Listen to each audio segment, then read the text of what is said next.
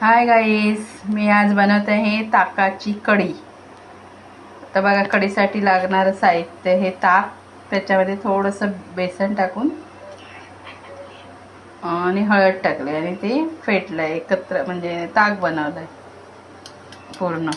Yes,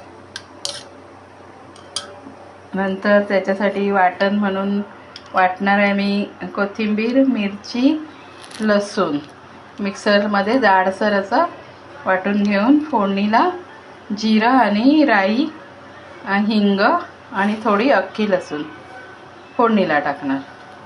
हे मसाला सर्व जाडसर असा छान वाटून घेतलाय। आता हे आपण फोडणी करणार आहोत। तेल चांगलं टाकलंय आणि आता त्याच्यामध्ये फोडणीसाठी लसूण टाकले। ही चांगली लालसर होऊ दे। बघा, उडायला लागलेलं आहे। त्याच्यामध्ये टाकत आहे आता राई आणि जिरं।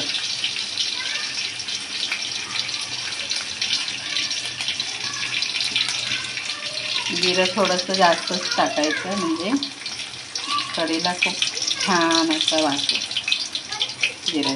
आणि आता टाकत आहे त्यामध्ये वाटलेला जाडसर जो हिरवी मिरची, लसूण आणि कोथिंबीरचा मसाला।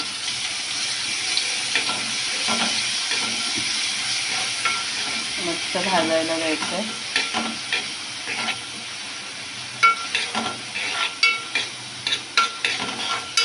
मसाला चांगला भाजला गेलाय बघा, मस्त भाजतोय त्याला। आता मस्त तेल सुटलंय आजूबाजूने।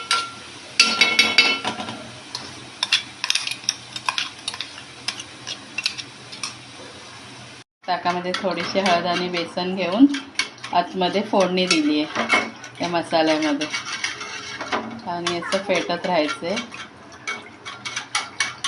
छान मंद गॅसवर।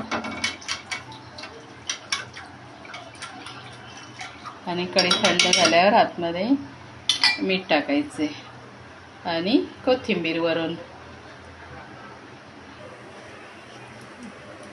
छान अशी कोथिंबीर घालायची।